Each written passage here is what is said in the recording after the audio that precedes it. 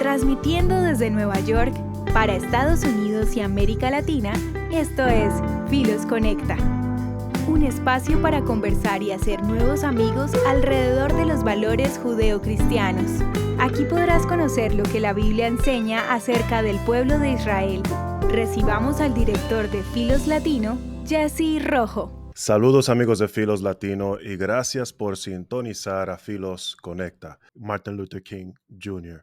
fue un ministro bautista y activista en el sentido del pacifismo, de la no violencia, de utilizar métodos no violentos para abogar por sus derechos civiles.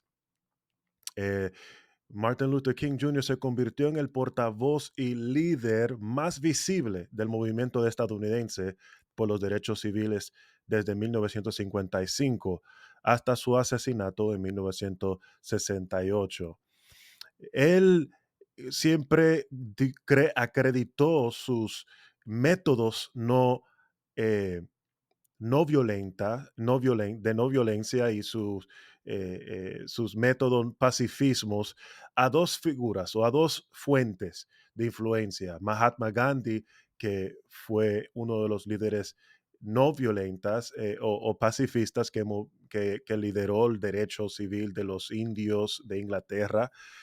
Esta práctica que este señor llevó fue una fuente de inspiración para Martin Luther King Jr.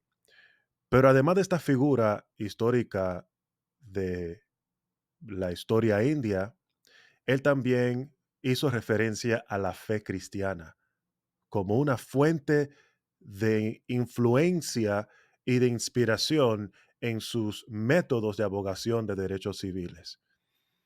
King encabezó protestas y boicots contra la segregación y la discriminación, y por su liderazgo fue fundamental en aprobar la Ley de Derechos Civiles de 1964 y la Ley de Derecho al Voto del 1965, desmantelando décadas de leyes de Jim Crow que aseguraba la violación de los derechos del voto afroamericanos. Lo que hizo Martin Luther King Jr. fue algo fundamental y transformador en la historia de este pueblo. Es por eso que el día de ayer, aquí en Estados Unidos, se celebró el Día de Martin Luther King, en conmemoración de su legado. Y su legado, además de inspirarnos por la obra que él llegó a hacer en la vida de tantas y millones de personas hasta el día de hoy, también su legado es muy importante para nosotros porque nos recuerda algo muy importante. Esta segunda fuente de inspiración que fue para este señor, la fe cristiana.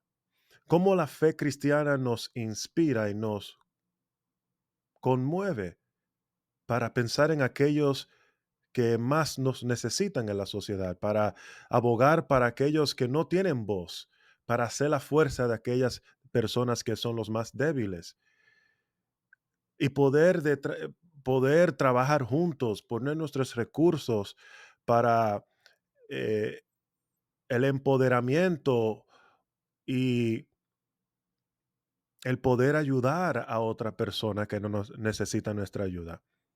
El legado de Martin Luther King Jr. nos recuerda que la fe cristiana también nos inspira a pensar en otras personas con necesidad, que no solamente vivimos egocéntricos pensando solamente en nuestras necesidades. Y por eso que yo creo que era muy importante traer a colación el tema del activismo cristiano, o podemos decir la abogación encarnada o la defensa encarnada, como sea que ustedes quisieran articularlo, lo esencial es que debemos de estar presente en nuestra comunidad. Lo esencial es que debemos de hablar por aquellos que necesitan nuestra ayuda. y eso se puede manifestar en diferentes formas. Eso puede ser algo tan pequeño como eh, no botar la comida que te sobra en tu casa y empaquetarlo y darlo a aquellas personas desamparadas que se acuestan al frente de su edificio, por ejemplo. O puede también manifestarse en una posición política, ¿verdad? Tú puedes tal vez correr para una postura política y representar a a una comunidad, o lo puede hacer desde su púlpito como pastor. Martin Luther King Jr., sobre todo, fue un pastor, un ministro bautista, y pastoreaba una iglesia. Entonces, no necesariamente importa los métodos o las esferas en el cual terminamos abogando por los derechos de otras personas o ayudando a otras personas en necesidad. El principio es eso, que debemos de estar ahí por otros. La Biblia describe este principio en esta frase, amar al prójimo. Y yo quisiera que pudiéramos ver en el tiempo que tenemos en el aire, ver juntos lo que dice la Biblia con respecto a eso y mucho más que esto, lo que dice Cristo, ¿verdad? Lo interesante es que Cristo tuvo una conversación con un abogado, pudiéramos decir, un intérprete de la ley, lo cual lo haría un experto de la ley. Y esta figura tiene una conversación única con Jesús, en el cual nos ayuda a entender un poco nuestra relación con los demás y nuestra relación con Dios. Nos deja ver cómo las dos cosas van de la mano, que el amar a Dios va de la mano con el amar al prójimo. No podemos decir que verdaderamente amamos a Dios si odiamos al prójimo, si menospreciamos al prójimo. Hay una contradicción en ambas cosas. Y aquí vamos a ver esa contradicción sobresalir en esta conversación que tiene Jesús con este abogado. Y a la misma vez no podemos decir que amamos al prójimo si no amamos a Dios. Entonces vamos a leer un poco aquí de lo que toma lugar entre este diálogo entre Cristo y este intérprete de la ley. Dice en Lucas capítulo 10, versículo 25. Y he aquí, un intérprete de la ley se levantó y dijo para probarle, Maestro, ¿haciendo qué cosa heredaré la vida eterna? Él le dijo, ¿qué está escrito en la ley? ¿Cómo lees?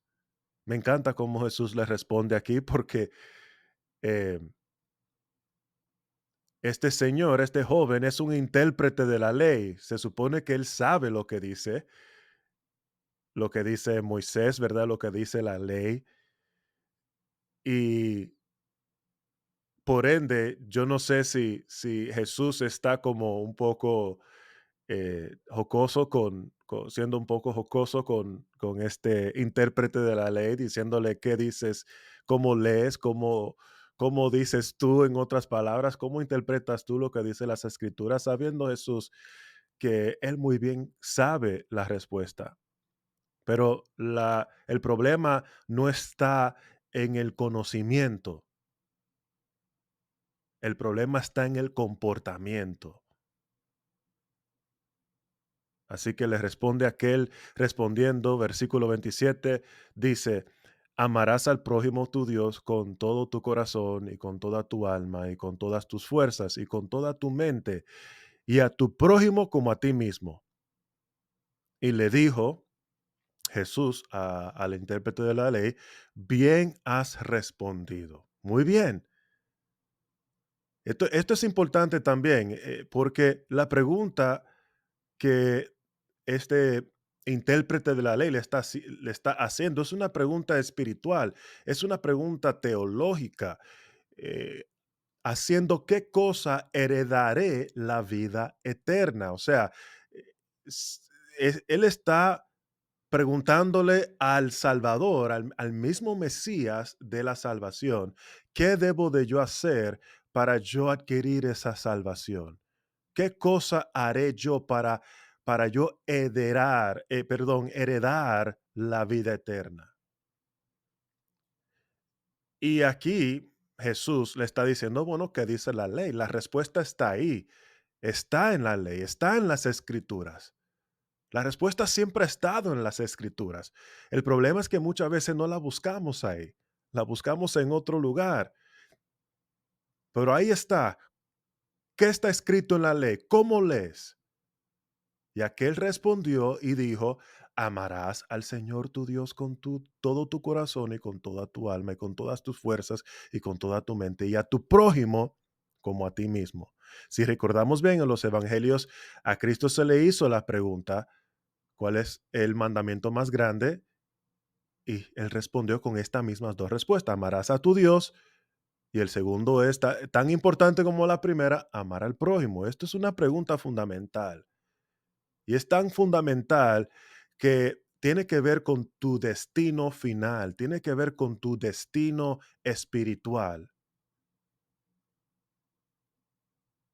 Y dependiendo cómo tú respondas, dependiendo cómo yo respondo, va a determinar mucho a dónde yo terminaré al final de mi vida, a dónde está mi relación actual con Dios.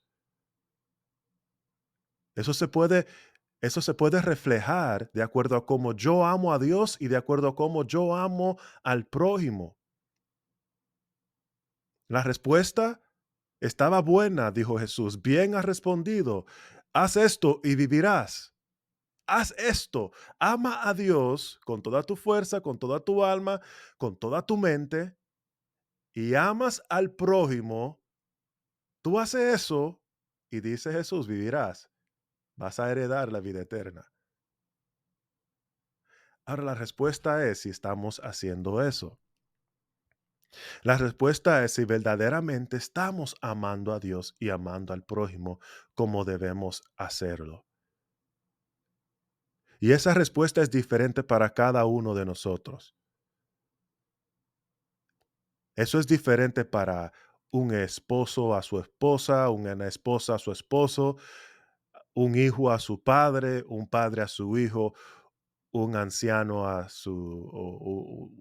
un abuelo a sus nietos a sus abuelos, un pastor a sus ovejas a su pastor, un ciudadano a su nación, a su vecino, a su gobierno y viceversa.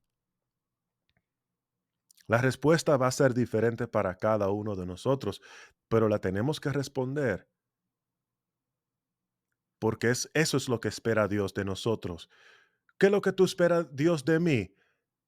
Como tu creación, que tú me has creado, que tú me has salvado, ¿qué tú esperas de mí? Que tú me ames y que tú ames a tu prójimo. Y aquí tenemos un intérprete de la ley, un experto de la ley, alguien que se dedica a interpretar, a escribir la ley, a enseñar la ley. Estos intérpretes de la ley eran mucho más que intérpretes, por el hecho de que ellos se dedicaban día y noche a las escrituras para transferirlas de un rollo a otro rollo. Estas personas terminaban siendo expertos de la misma ley porque lo estudiaban tanto como lo interpretaban. Era un ejercicio de interpretación constante que estas figuras se dedicaban. ¿Y cómo le responde Jesús? Bueno, versículo 29, queriendo justificarse a sí mismo. Espérate, ¿justificarse de qué? Si Jesús no le acusó de nada. Jesús no lo acusó de nada, lo que lo acusó fue su conciencia. Pero él, queriendo justificarse a sí mismo, dijo a Jesús, ¿y quién es mi prójimo? Respondiendo, Jesús dijo, bueno, un hombre descendía de Jerusalén a Jericó. Y aquí nos cuenta la parábola del buen samaritano. Y vamos a entrar en eso de momento, pero quiero notar lo interesante cómo esta persona cambia su postura hacia la persona de Jesús. Al principio quiere probarlo y luego quiere justificarse y le hace la pregunta, ¿quién es mi prójimo? ¿Quién es mi prójimo? Bueno, es muy interesante hacernos esa pregunta porque nos interesa. Los seres humanos nos gusta amar a las personas que conocemos. No nos gusta amar a lo extraño, a tratarnos bien con personas que desconocemos. Y hay razones buenas algunas veces, ¿verdad? Razones de seguridad, de peligro, eso es obvio, pero vamos a ser honestos. Algunas veces no nos acercamos al otro por desconocimiento. Y algunas veces juzgamos al otro sin conocerlo por el color de su piel, por su apariencia, por su clase social, etcétera, etcétera. Y tratamos mejor a aquellas personas que sí podemos identificar. Pero, ¿qué pasó? ¿Tú sabes lo que pasó? Jesús nunca le describió a este intérprete de la ley quién iba a ser su prójimo. Nunca le dijo, bueno, tu prójimo es tal y tal persona, tu prójimo es tal y tal individuo que con este color de piel, etcétera. Nunca le respondió quién es esta persona, quien debemos amar, quien debemos de tratar bien, quien debemos de estar ahí por ellos. Aquí Jesús empieza describiéndole a un hombre que descendía de Jerusalén a Jericó y cayó en manos de ladrones, los cuales le despojaron e hiriéndole se fueron dejándole medio muerto. Ahí está. Aquí no tenemos descripción cultural, religiosa, social de quién es este individuo en el camino de Jerusalén, quien descendía de ahí y fue jolopeado, golpeado y dejado por muerto. Ese es el prójimo que debemos de ayudar. Es a esa persona con necesidad.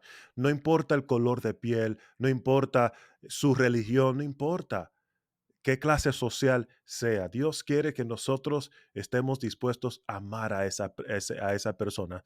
¿Sabes por qué? En corto es porque delante de Dios somos esa persona. Estropeado, golpeado por el pecado, somos nada delante de Dios. Pero más Dios muestra su amor para con nosotros, que aun siendo pecadores, Él no esperó que nos mejorábamos. Él no esperó que nosotros nos levantáramos y nos recogiéramos y nos limpiáramos y que fuéramos exitosos, espirituales y morales para que Él ahora nos salvara y nos entregara eh, eh, su salvación en Cristo Jesús. No, mas Dios mostró su amor para con nosotros, que aun siendo pecadores, Cristo murió por nosotros.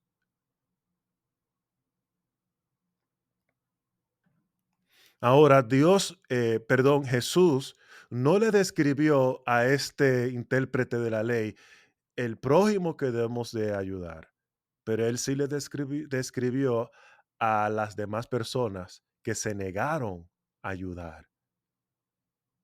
Hubieron dos que se negaron a ayudar, menos uno que no se negó a ayudar. Y yo creo que es importante esta distinción y esta diferencia. Vamos a leer, dice, versículo 31, aconteció que descendió un sacerdote por aquel camino y viéndole pasó de largo. El sacerdote pasó de largo. Dice, asimismo un levita, llegando cerca de aquel lugar y viéndole pasó de largo. pero un samaritano que iba de camino vino cerca de él y viéndole fue movido a misericordia. Y acercándose, vendó sus heridas, echándoles aceite y vino y poniéndole en su cabalgadura, lo llevó al mesón y cuidó de él. Y ahí sabemos lo que terminó haciendo este buen samaritano para esta persona que fue golpeado en el camino y dejado por muerto. Ahora, esto debió de ser una lección muy dura para el intérprete de la ley con quien Jesús habló, porque Jesús describió a todos sus compadres, a todos sus amigos, y él demostró cómo sus amigos también, al igual que él, estaban fracasando en en este requerimiento básico que Dios espera de todos nosotros, de amar a Dios y amar al prójimo. Él le describió a este escriba, a también el levita y el sacerdote, que ambos pasaron de largo cuando se dieron cuenta que había una persona violada, golpeada, dejada por muerto. Sin embargo, este buen samaritano, que no era parte de sus compadres, no era parte de su élite religiosa y social, el samaritano, este también era considerado como el otro, el extraño en la sociedad israelita en ese entonces. Hay muchas razones políticas, como culturales, como religiosas, que explican por qué los samaritanos terminaron así y viceversa. Déjame decirte, los samaritanos tampoco querían saber nada de los israelitas, de los judíos en ese entonces. Pero, por cierto, estos samaritanos eran muchas veces discriminados, eran segregados de la sociedad y vistos como menos porque eran un grupo que habían cometido una práctica con tipo de sincretismo, una mezcla de judaísmo con religiones paganas. Y esto llevó a muchos israelitas a desarrollar una percepción muy negativa y muy como con cierto sentido de inferioridad hacia ellos o superioridad hacia ellos. Pero sin embargo es esta persona que fue conmovido con misericordia, dice Jesús. Y eso es importante porque nosotros los cristianos nos encanta hablar de la misericordia de Dios y por buena razón, porque somos recipientes de esta misericordia y somos conmovidos, somos llevados al agradecimiento porque Dios tuvo misericordia de Dios, pero pocas veces o escasez de veces nos encontramos hablando de la misericordia humana que debemos de manifestar nosotros hacia otros. Personas que han recibido la misericordia de Dios sean faltos de demostrar misericordia hacia otros, que eso pueda suceder. Bueno, eso le sucedió al intérprete de la ley también. Eso le sucedió al sacerdote. Eso le sucedió al levita. Estas eran personas religiosas al pie de la letra, que se conocían la ley de Moisés, el Torá, de tapa a tapa. No faltaban una un servicio de Shabbat. Eso le sucedió a ellos. Y yo creo que la lección para nosotros es que no tomemos por sentado la realidad que también nos puede suceder a nosotros. Y que seamos eh, tan fuerte y tan eh, intencional y dedicados a defender la religión en base a la letra, pero no en base al espíritu, no en base a la misericordia. Es por eso que Martin Luther King, una de las hablando de este señor, una de las famosas citas que él es muy conocido, que explica inclusive la visión que él tuvo en su búsqueda para defender los derechos civiles de su comunidad. Él dijo lo siguiente: el amor es la única fuerza capaz de transformar a un enemigo en amigo. El amor es la única fuerza capaz de transformar a un enemigo en amigo. Y si eres creyente, no podemos estar en desacuerdo con esas palabras, porque por el amor de Dios, Él convirtió a este enemigo, a su servidor, en un amigo de Dios a través de la cruz de Cristo, el sacrificio que Él hizo por mí. Y es ese mismo amor que Él espera nosotros para poder manifestar al prójimo. Y eso se manifiesta en, en la manera que nosotros amamos a nuestros vecinos en nuestra comunidad. No solo a aquellas personas que conocemos, sino a los que desconocemos. Y eso debe manifestarse en nuestras iglesias, como en nuestras comunidades, como en nuestras naciones. Por eso que la labor de Martin Luther King Jr. fue tan efectivo al final, porque fue fundada en base a la verdad de Dios. Y él no dejó que esa verdad solamente se encerrara en las paredes de las iglesias, sino que también se sintiera en toda su comunidad y en toda una nación, al punto tal de cambiar las leyes de esta nación que una vez fue considerada justa por sus ciudadanos. Leyes que una vez fue apoyada y votada a favor de su propia ciudadanía, él logró cambiar. Y eso es un ejemplo de miles de ejemplos de otros creyentes que han logrado lo mismo y que debemos de todos buscar hacer lo mismo en los lugares que Dios nos ha llamado servir. Así que yo espero que podamos entender lo importante que es el activismo cristiano, porque en esencia es amar al prójimo, es manifestar el amor que le tenemos a Dios, manifestarlo en las relaciones que tenemos con los hombres. Es ahí donde se ve el meollo de la realidad de la fe que proclamamos o que profesamos abrazar y creer. Así que eso es todo por hoy. Agradecido por su tiempo. Le quiero animar a que nos sigan en nuestros canales de Spotify y YouTube, en Filos Latino y Instagram. También lo pueden encontrar. Su servidor y gran director y amante de las escrituras y de cada uno de nuestros seguidores, Jesse Rojo. Nos vemos en la próxima entrega de Filos Conecta. Chao.